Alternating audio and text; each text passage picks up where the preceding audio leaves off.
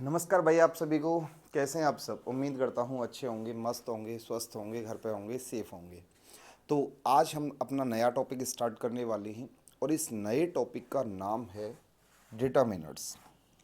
आज हम अपना नया टॉपिक स्टार्ट करेंगे दोस्त, और इस नए टॉपिक का नाम क्या होने वाला है बताइए? डिटर्मिनर्स। ये टॉपिक पढ़ने वाले हैं हम आज। बड़ा ही इंटरेस्टिंग टॉपिक है, बहुत मज़ेदार टॉपिक है। देखिए, सबसे पहले बात ये आती है कि सर डिटर्मिनर्स होते क्या हैं, डिटर्मिनर्स कहा किसे जाता है, डिटर्मिनर्स की डेफिनेशन क्या होती है। तो ध्यान से सुनिएगा। डिटर्मिनर्स कुछ और नहीं, डिटर्मिनर्स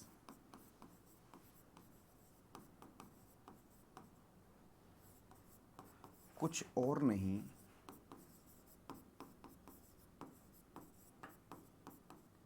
बल्कि एडजेक्टिव ही होते हैं। डिटर्मिनर्स कुछ और नहीं होते मेरे दोस्त, बल्कि क्या होते हैं? एडजेक्टिव।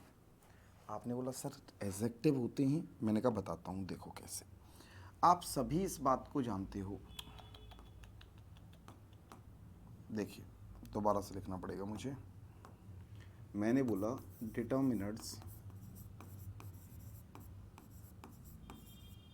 कुछ और नहीं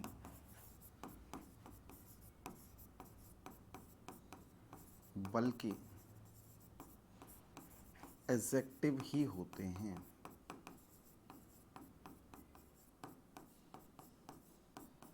अब आपने बोला सर डिटर्मिनर्स एडजेक्टिव होते हैं, मतलब क्या है? देखो मैं बताता हूँ। आप सभी इस बात को जानते हैं कि जो एडजेक्टिव होते हैं, बताइए एडजेक्टिव किसी भी सेंटेंस में किसके लिए लगाया जाता है? आपने बोला सर नाउन के लिए लगाया जाता है, ये तो सब जानते हैं। भाई एडजेक्टिव किसके लिए आता है? नाउन के लिए आता है। मैंने कहा ठीक है। तो अब एक ध्यान से सुनना मेरे दोस्त। मैंने आपसे बोला I have few rupees. I have few rupees, मेरे पास में ये सेंटेंस है। अगर मेरे पास में ये सेंटेंस है तो मुझे बताना यहाँ पे क्या लिखा हुआ है? रुपीज़। आपने बोला हाँ सर। तो रुपीज़ अपने आप में क्या होता है? देखिए नाउन। ठीक है। अब मैं कह रहा हूँ आपसे I have few rupees. Few का मतलब क्या होता है? ना के बराबर। आई हैव फ्यू रुपीज़, मेरे पास ना के बराबर रुपए हैं। रुपए कितने हैं? ना के बराबर। और ना के बराबर क्या है? रुपए। तो बताओ फ्यू किसके लिए आया? रुपीज़ के लिए। रुपीज़ अपने आप में क्या है? नाउन। और जो नाउन के लिए आता है उसे हम क्या बोलते हैं? एडजेक्टिव। बोलो सही है? तो ये एडजेक्टिव है। लेकिन आपको पता होना चाहिए कि फ्यू अपने आप में डिटर्मिनर्स भी होता है। बताइए फ्यू को हम लोग क्या बोलते हैं? डिटर्मिनर्स। इसका मतलब सर डिटर्मिनर्स कुछ और नहीं है तो एडजेक्टिव ही। मैंने कहा बिल्कुल, यही मैं आपसे कह रहा था कि डिटर्मिनर्स कुछ और नहीं होते बल्कि एडजेक्टिव ही होते। अब बात ये आती है कि सर डिटर्मिनर्स अगर एडजेक्टिव ही हैं तो फिर दोनों में फ़र्क क्या है? वो मैं आपको बताता हूँ, ध्यान से सुनिएगा। देखो, दोनों में क्या अंतर होता है? दोनों में दोस्त अंतर ये होता है,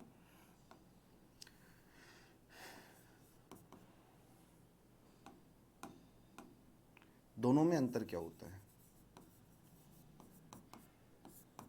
यहाँ मैं एक तरफ तो लिख रहा हूँ आपके लिए एडजेक्टिव, और एक तरफ आपके लिए लिख रहा हूँ मैं डिटर्मिनर्स।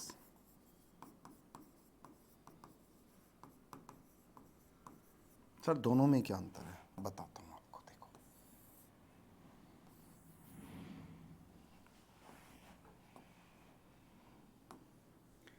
एडजेक्टिव का यूज़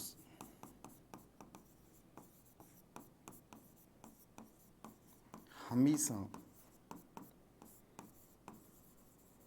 नाउन के लिए किया जाता है,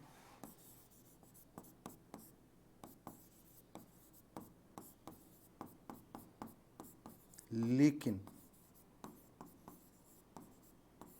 ये अपने बाद आने वाले नाउन को कभी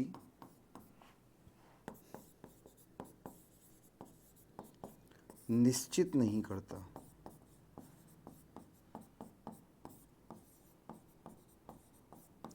इसके बाद काउंटेबल, अनकाउंटेबल, सिंगुलर या प्लूरल, कोई भी नाउन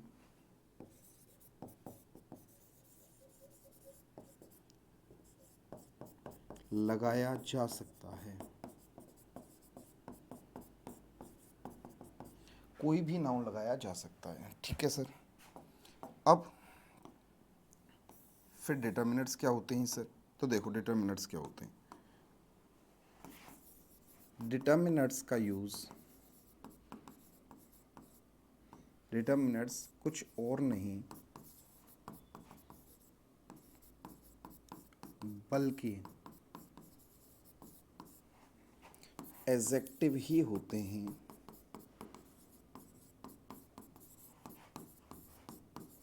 लेकिन ये अपने बाद आने वाले नाउन को निश्चित कर देते हैं कि इसके बाद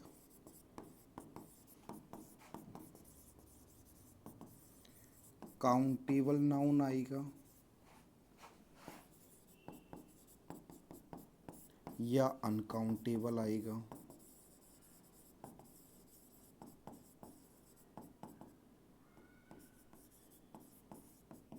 और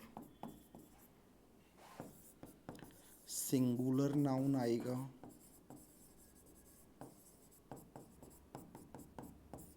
या प्लूरल नाउन आएगा। देखिए भाई, ये होता है दोनों में अंतर। जो एडजेक्टिव होते हैं उनका यूज़ भी नाउन के लिए होता है, जो डिटर्मिनेंट्स होते हैं उनका यूज़ भी नाउन के लिए होता है। जब नाउन के लिए हो रहा है तो एक तरह का एडजेक्टिव ही है, लेकिन एडजेक्टिव जो होते हैं ना वो अपने बाद आने वाले नाउन को कभी निश्चित नहीं करते। इनके बाद में चाहे काउंटेबल नाउन लगाओ, अनकाउंटेबल लगाओ, सिंगुलर लगाओ, प्लूरल लगाओ, इनको कोई फ़र्क नहीं पड़ता। लेकिन जो डिटर्मिनेंट्स होते हैं ना, ये अपने बाद आने वाले नाउन को निश्चित कर देते हैं कि भैया मैं अपने बाद में काउंटेबल नाउन लूँगा, अनकाउंटेबल नहीं लूँगा, या मैं अपने बाद अनकाउंटेबल नाउन लूँगा, काउंटेबल नाउन नहीं लूँगा, या मैं अपने बाद सिंगुलर नाउन लूँगा, प्लूरल नाउन नहीं लूँगा, या मैं अपने बाद प्लूरल नाउन लूँगा, सिंगुलर नाउन लूँगा। इस तरीके से ये अपने बाद आने वाले नाउन को निश्चित कर देते हैं। इसी की वजह से तो इसका नाम डिटर्मिनर है। आप सभी जानते हैं डिटर्मिनर वर्ड किससे बना है? डिटरमाइन से। और डिटरमाइन का मतलब होता ही निश्चित करना है दोस्त। डिटरमाइन का मतलब होता ही निश्चित करना है। बोलो क्लियर? आपने देखा है, आपने देखा होगा जब घर में बहू आती है तो दो तरह की बहू होती हैं। एक तो होती है कि मुझे कोई फ़र्क नहीं पड़ता भाई, मुझे मेरे सास ससुर की सेवा करनी है, ठीक है। लेकिन एक बहू होती है नखरे वाली, आपने देखा होगा। तो जिसको कोई फ़र्क नहीं पड़ता वो तो एडजेक्टिव है कि भैया मैं तो अपने पति के लिए, मैं अपने सास ससुर के लिए घर में आई हूँ, मुझे इनकी सेवा करनी है, मुझे कोई फ़र्क नहीं पड़ता। लेकिन जो डिटर्मिनेंट्स है ना, ये वो नखरे वाली बहू है जो ये कहती है कि मैं आई तो सास ससुर के लिए और पति के लिए हूँ, लेकिन अगर तरीके से रहेंगे, मेरे हिसाब से चलेंगे तो ही सेवा करूँगी, नहीं तो फिर कोई झुंझुना सेवा नहीं करने वाली मैं। तो ये होते हैं हमारे, कौन बताइए, डिटर्मिनेंट्स। आ गई मेरी बात समझ में? चलिए, जैसे मैं आपको कुछ एग्जांपल से समझा देता हूँ। अब देखिए कहानी को। मैंने आपसे बोला C is my friend, C is my friend. ये मेरे पास एक सेंटेंस है। आप इस सेंटेंस को देखिए, यहाँ पे क्या लिखा हुआ है? फ्रेंड। अब फ्रेंड अपने आप में क्या होता है? नाउन। बिल्कुल सही है sir. She is my friend, वह मेरी दोस्त है। सी इज़ माई फ्रेंड, वह मेरी दोस्त है। दोस्त किसकी है? मेरी। और मेरी कौन है? दोस्त। तो माई किसके लिए आया है बताइए? फ्रेंड के लिए। अगर माई फ्रेंड के लिए आया है तो नाउन है अपने आप में फ्रेंड, तो बताओ ये अपने आप में क्या हो जाएगा? एडजेक्टिव। आपने कहा ठीक है सर। दूसरा एक और सेंटेंस देखना दोस्त।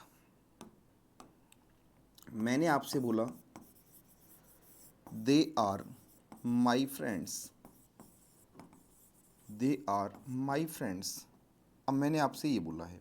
अब आप इस सेंटेंस को देखो, यहाँ पे क्या लिखा हुआ है? फ्रेंड्स। बताइए फ्रेंड्स अपने आप में क्या होता है? नाउन। बिल्कुल सही है सर। अब आप कह रहे हो दे आर माई फ्रेंड्स, वो मेरे दोस्त हैं। दोस्त किसके हैं? मेरे। और मेरे कौन है? दोस्त। तो बताइए माई किसके लिए आया है? फ्रेंड्स के लिए। फ्रेंड्स क्या है? नाउन। और जो नाउन के लिए आया उसे हम क्या बोलते हैं? एडजेक्टिव। अब आप यहाँ देखो, ये एडजेक्टिव है, ये एडजेक्टिव है। अब ये जो माई है ना, यहाँ फ्रेंड के लिए आ रहा है, जो फ्रेंड अपने आप में कैसा है, सिंगुलर, इसे कोई फ़र्क नहीं पड़ता। यहाँ ये जो माई है ना, ये किसके लिए आ रहा है, फ्रेंड्स के लिए, और ये फ्रेंड्स अपने आप में कैसा है, प्लूरल। तो देखो यहाँ पर माई के बाद में आने वाला नाउन सिंगुलर है, और यही एडजेक्टिव है जिसके बाद में आने वाला नाउन प्लूरल है। तो इस माई को कोई फ़र्क नहीं पड़ता। अब इसको फ़र्क सिर्फ इससे पड़ता है कि मुझे नाउन दो, चाहे सिंगुलर दो चाहे प्लूरल दो, मुझे कोई फ़र्क नहीं पड़ता। तो ये अपने आप में बताइए क्या है, एडजेक्टिव है। इसे कोई फ़र्क नहीं पड़ता कि इसके बाद सिंगुलर नाउन आएगा या प्लूरल नाउन आएगा। बिल्कुल क्लियर, ठीक है। अगला सेंटेंस देखना, मैंने आपसे बोला I have few books, I have few books, मेरे पास में ये सेंटेंस है। अगर मेरे पास में ये सेंटेंस है तो अब आप मुझे बताइए यहाँ पे क्या लिखा हुआ है, बुक्स। अगर बुक्स लिखा हुआ है तो बुक्स अपने आप में क्या होता है, नाउन। अब मैंने आपको अभी बताया था फ्यू का मतलब होता है ना के बराबर। आई हैव फ्यू बुक्स, मेरे पास ना के बराबर किताबें हैं। आई हैव फ्यू बुक्स, मेरे पास ना के बराबर किताबें। किताबें कितनी है, ना के बराबर। ना के बराबर क्या है, किताबें। तो बताइए फ्यू किसके लिए आया, किताबों के लिए। किताबें क्या है, नाउन। तो ये अपने आप में क्या हो जाएगा, एडजेक्टिव। ठीक है सर। दोस्त अगला सेंटेंस देखना, अगर मैं अगले ही सेंटेंस की बात करूं तो मैंने आपसे बोला आई हैव फ्यू बुक। अब आप यहां देखो, अगर मैं इस सेंटेंस को देखूं तो बुक अपने आप में बताइए क्या है, नाउन। ठीक है सर। फ्यू का मतलब होता है ना के बराबर। आई हैव फ्यू बुक, मेरे पास ना के बराबर किताब है। किताब कितनी है, ना के बराबर। ना के बराबर क्या है, किताब। तो फ्यू किसके लिए आया, बुक के लिए। बुक अपने आप में नाउन है, तो बताइए ये क्या हो गया, एडजेक्टिव। लेकिन ये पंगा हो गया है सर। पता है पंगा क्या हो गया, फ्यू अपने आप में एक ऐसा एडजेक्टिव है जो कहता है कि मुझे नाउन चाहिए अपने बाद। हाँ सर, लेकिन नाउन भी भैया प्लूरल चाहिए, सिंगुलर नहीं चाहिए। नाउन भी कैसा चाहिए बताइए, प्लूरल। सिंगुलर नाउन नहीं चाहिए। अगर प्लूरल नाउन चाहिए, सिंगुलर नाउन नहीं चाहिए, तो आपको नहीं लग रहा कि फ्यू ने तो नाउन के लिए आ रहा है तो एडजेक्टिव तो है, लेकिन ये ऐसा एडजेक्टिव है जिसने अपने बाद आने वाले नाउन को निश्चित कर दिया कि भैया मेरे बाद तो प्लूरल आएगा, सिंगुलर नहीं आएगा। तो मेरे बाद तो ये सही है, प्लूरल आना चाहिए, सिंगुलर नहीं आना चाहिए, तो गलत हो जाएगा सर। तो एक बात बताइए, इसका मतलब इसने अपने बाद आने वाले नाउन को निश्चित कर रखा है। अगर निश्चित कर रखा है तो दोस्त बताइए अपने आप में क्या हो जाएगा, ये यही जो फ्यू है ये अपने आप में क्या हो जाएगा, डिटरमाइन। ये हो जाएगा तुम्हारा डिटर्मिनर, क्योंकि इसने अपने बाद आने वाले नाउन को क्या कर रखा है बताइए, निश्चित। इसके बाद कोई निश्चित नहीं है, तो बताइए माई अपने आप में डिटर्मिनर नहीं है, सिर्फ और सिर्फ क्या हो जाएगा, एडजेक्टिव। दोनों में ये फ़र्क होता है मेरे दोस्त, दोनों में ये फ़र्क होता है। बताइए समझ में बात आई कि नहीं आई, क्लियर है। यहाँ तक कोई डाउट किसी भी तरह का, कोई डाउट नहीं है। आगे चलें, एक बार यहाँ तक आप लपेटिए, फिर मैं आपको आगे लेके चलता हूँ।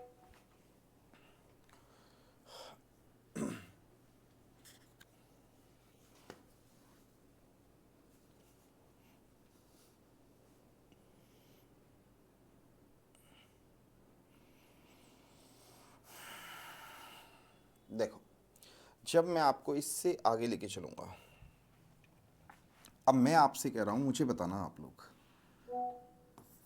आप खुद बता दोगे कि कौन सा एडजेक्टिव है, कौन सा डिटर्मिनर्स है।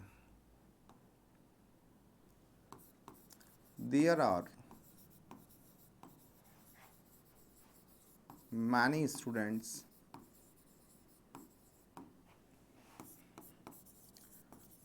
There are many student. बताइए भाई, बताइए। तो आपको बचपन में ये बात बता दी गई होगी कि मैनी के बाद में हमेशा क्या आता है, नाउन। अगर नाउन आता है तो ये वर्ड एडजेक्टिव तो है, ये बात तो बिल्कुल सही है, क्योंकि इसके बाद नाउन आता है। लेकिन आपको ये बताया गया होगा कि मैनी के बाद कभी भी सिंगुलर नाउन नहीं आता, मैनी के बाद हमेशा प्लूरल नाउन आता है। अगर मैनी के बाद में प्लूरल नाउन आता है तो आपको नहीं लग रहा कि इस मैनी ने अपने बाद आने वाले नाउन को निश्चित कर रखा है कि मैनी के बाद में आने वाला जो नाउन होगा वो कैसा होगा बताइए, प्लूरल। इसके बाद कभी भी सिंगुलर नाउन नहीं आएगा। अगर इसके बाद कभी सिंगुलर नाउन नहीं आएगा तो बताइए मैनी अपने आप में एडजेक्टिव हो या डिटर्मिनर। आपने कहा सर डिटर्मिनर हो गया है, क्योंकि इसने अपने बाद आने वाले नाउन को निश्चित कर दिया। तो एडजेक्टिव तो है ही है, एडजेक्टिव के साथ साथ ये वर्ड अपने आप में बताइए क्या है, डिटर्मिनर है। ये वर्ड अपने आप में क्या है बताइए, डिटर्मिनर। क्योंकि ये गलत है सर, ये सही है। तो डिटर्मिनर कुछ और नहीं होते बल्कि एडजेक्टिव ही होते हैं, क्योंकि ये नाउन के लिए आते हैं। लेकिन सर इनमें फ़र्क ये होता है कि अपने बाद आने वाले नाउन को निश्चित कर देते हैं, जबकि एडजेक्टिव की इतनी औकात नहीं है कि वो अपने बाद आने वाले नाउन को निश्चित कर पाए। ये फ़र्क होता है दोनों में। अब हम इससे आगे बात करेंगे कि सर हमारे सिलेबस में या हमारे पास कौन कौन से डिटर्मिनर होते हैं, वो कौन कौन से एडजेक्टिव हैं आप ये कह सकते हो जो अपने बाद आने वाले नाउन को निश्चित कर देते हैं।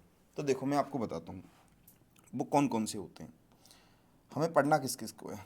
देखो, एक तो होता है मेरे भाई सम, एक होता है एनी, एक होता है मच, एक होता है मैनी। उसके बाद मैं आगे चलूँ तो एक होता है फ्यू, एक होता है आफ्यू और एक होता है दाफ्यू।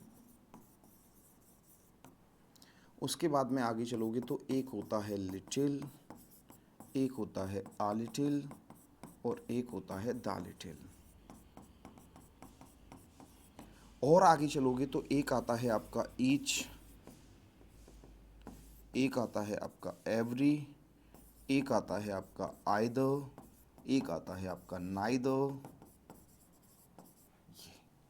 ये सारे के सारे हमें पढ़ने हैं मेरे दोस्त, ये सारे के सारे हमें एक एक करके पढ़ने हैं। इसके अंदर सम पढ़ना है, एनी पढ़ना है, मच पढ़ना है, मैनी पढ़ना है, फ्यू पढ़ना है, आ फ्यू पढ़ना है, दा फ्यू पढ़ना है, लिटिल पढ़ना है, a little, the little, each, every, either, neither, इन सबको हमें पढ़ना है। ठीक है, एक एक करके हम इनको पढ़ना शुरू करेंगे। तो आप एक काम कीजिए, तब तक सबसे पहले इनको एक बार नोट डाउन कर लो, फिर मैं आपको इनको एक एक करके कराता हूँ।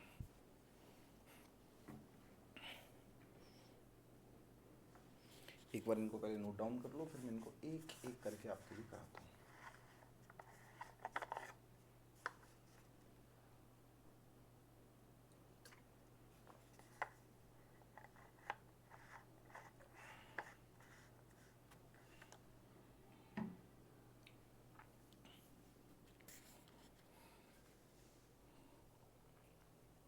देखिए, अब हम सबसे पहले जो पढ़ने वाले हैं कॉन्सेप्ट नंबर 1 के अंदर,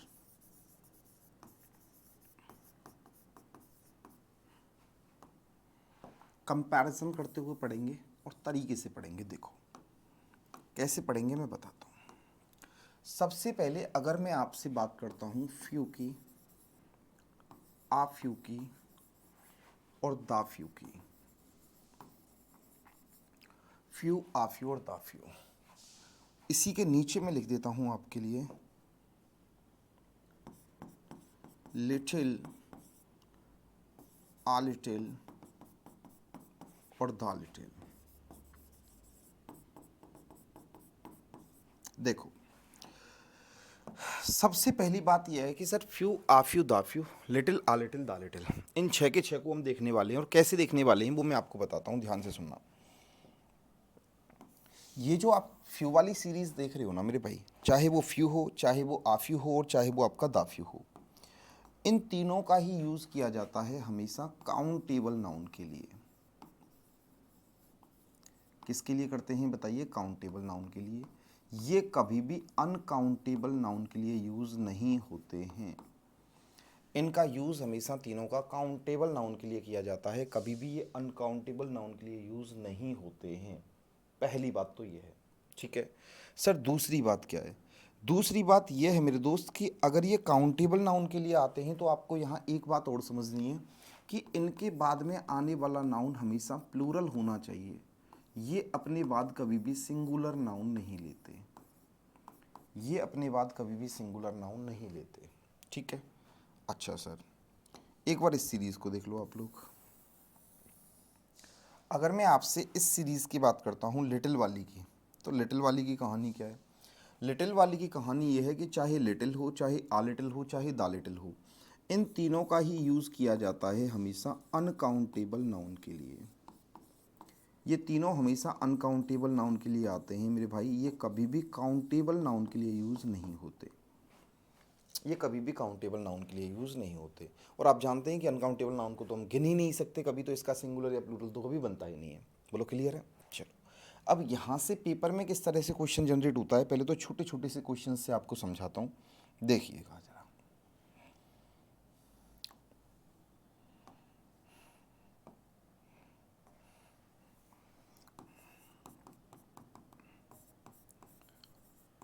there is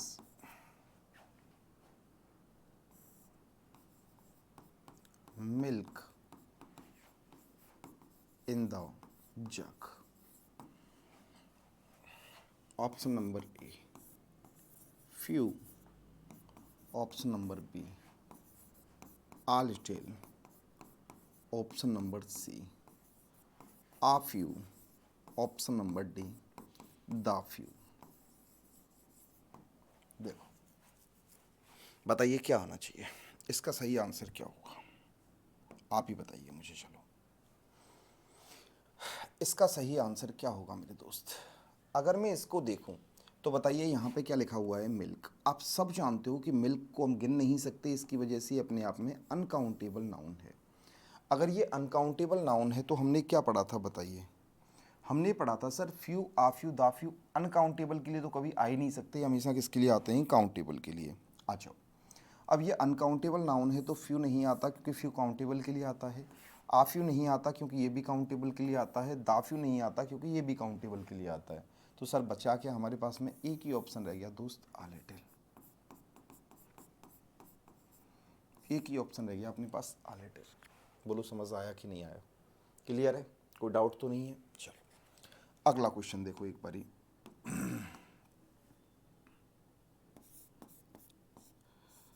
I have friends in this city.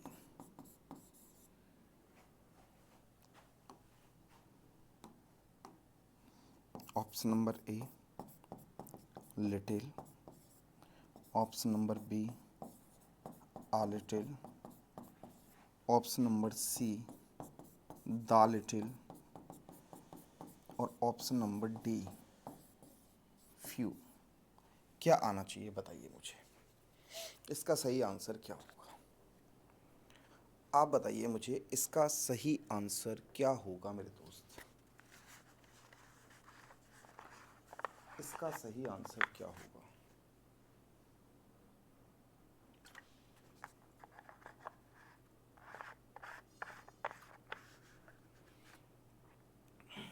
बताइए, अगर मैं इसके सही आंसर की बात करता हूँ तो बताओ मुझे। देखो सबसे पहली बात, यहाँ पर क्या लिखा हुआ है, यहाँ पर लिखा हुआ है फ्रेंड। सबसे पहली बात फ्रेंड लिखा हुआ है, बिल्कुल सर। तो देखो ध्यान से, फ्रेंड अपने आप में कैसा नाउन होता है, काउंटेबल।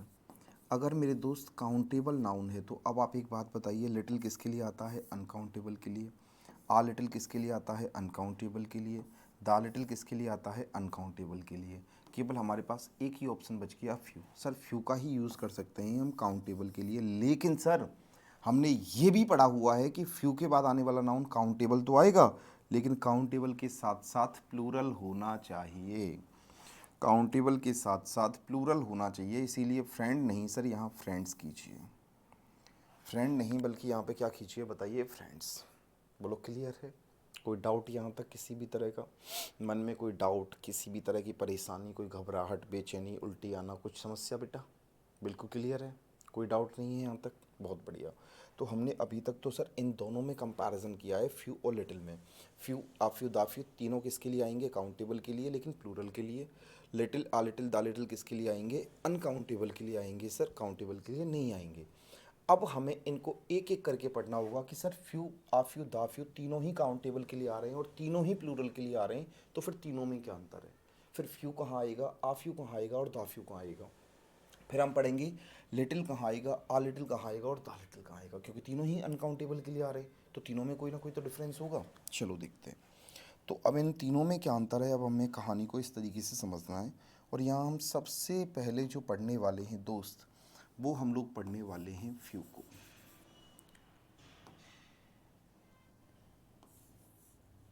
सबसे पहले हम बताइए किसको पढ़ने वाले हैं, फ्यू को।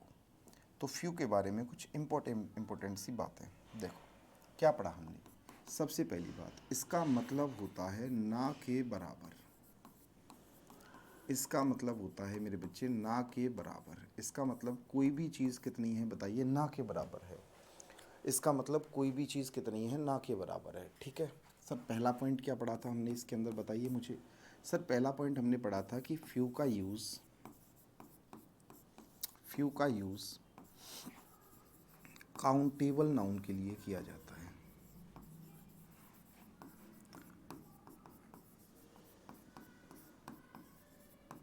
फ्यू का यूज़ काउंटेबल नाउन के लिए किया जाता है, ठीक है सर। दूसरी बात क्या है मेरे दोस्त? दूसरी बात यह है कि फ्यू का यूज़ प्लूरल काउंटेबल नाउन के लिए, प्लूरल काउंटेबल नाउन के लिए किया जाता है, प्लूरल काउंटेबल नाउन के लिए किया जाता है।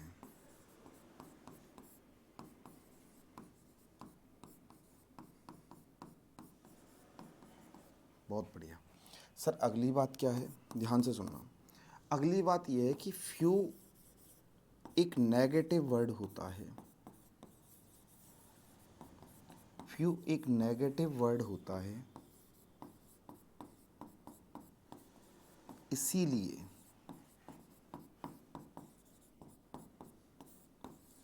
इसके साथ सेंटेंस में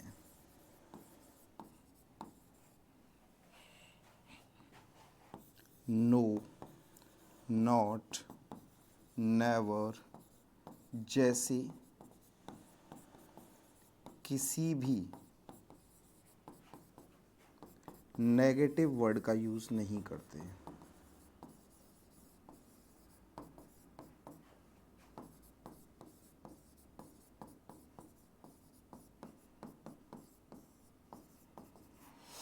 ठीक है, जैसे देखो मैं क्या कहना चाह रहा हूँ। एक बात बताओ मुझे, मैंने आपसे बोला कि फ्यू अपने आप में कैसा फ्यू अपने आप में कैसा वर्ड है? नेगेटिव। ठीक है सर। अब फ्यू अगर नेगेटिव वर्ड है, अगर आपने इसके साथ नोट लगा दिया तो बताइए नोट भी कैसा वर्ड है? नेगेटिव। अब आपने मैथ्स में इतना तो पढ़ा होगा मेरे बच्चे कि नेगेटिव और नेगेटिव दोनों जुड़ के कैसे बनते हैं? पॉजिटिव। जब रिजल्ट ही पॉजिटिव आ गया तो सर फिर फ्यू लगाने का मतलब क्या रह गया? क्योंकि फ्यू लगाने का मतलब तो ये था कि मैं नेगेटिव मीनिंग देना चाह रहा हूँ। बिल्कुल सही है, लेकिन अब आपका नेगेटिव मीनिंग तो रहा ही नहीं, क्योंकि मीनिंग तो पॉजिटिव हो गया जब आपने नोट और लगा दिया तो इसके साथ में। तो इसीलिए इसके साथ कभी भी हम नोट, नेवर, नो जैसे किसी भी नेगेटिव वर्ड का यूज़ नहीं करते। जैसे मैं आपको कुछ एग्जांपल्स कराऊंगा, इसके लिए ध्यान से सुनना। एक और दो इसके पॉइंट समझ लो, बोर्ड देख लो। फ्यू का यूज़ सेंटेंस में तब किया जाता है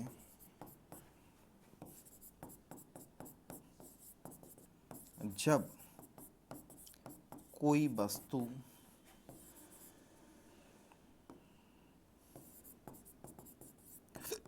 या व्यक्ति इतनी संख्या में हो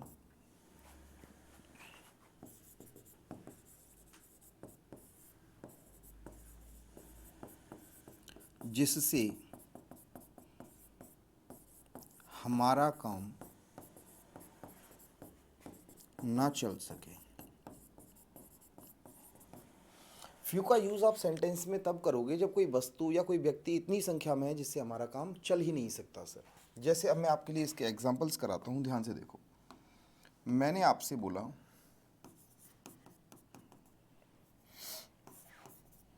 I have books of English grammar,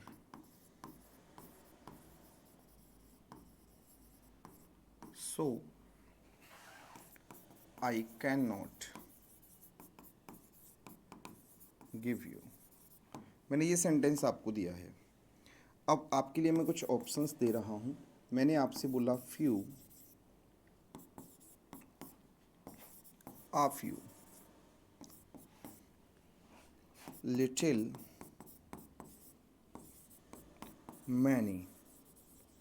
मैंने आपको ये चार ऑप्शन दिए। इन चारों ऑप्शंस को आप एक बार देखिए और बताइए इसका क्या सही आंसर होना चाहिए।